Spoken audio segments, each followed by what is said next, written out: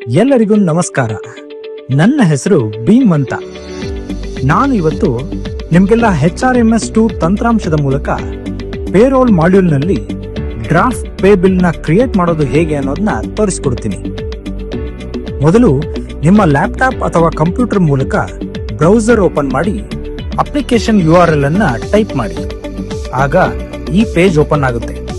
ಇದರಲ್ಲಿ ನಿಮ್ಮ user ID ಮತ್ತು ಪಾಸ್ವರ್ಡ್ ಅನ್ನ ಹಾಕಬೇಕು ಮತ್ತು ಕೆಳಗಿರುವ ಕ್ಯಾಪ್ಚಾವನ್ನ ಎಂಟ್ರಿ ಮಾಡಿ ಸೈನ್ ಇನ್ ಮೇಲೆ ಕ್ಲಿಕ್ ಮಾಡಬೇಕು. ಕನ್ನಡ ಭಾಷೆಯನ್ನ ಇಲ್ಲಿ ಸೆಲೆಕ್ಟ್ ಮಾಡಬಹುದು.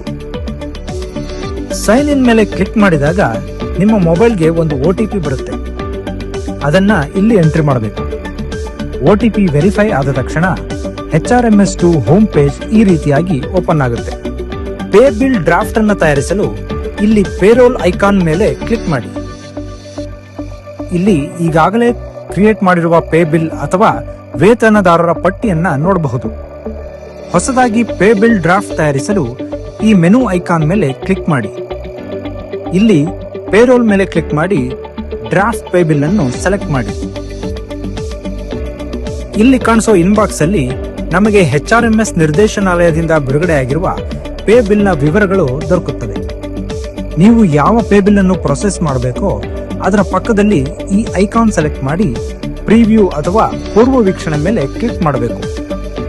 ಆಗ ಆ ಪೇ ಬಿಲ್ ನ ವಿವರಗಳು ಓಪನ್ ಆಗ್ತವೆ.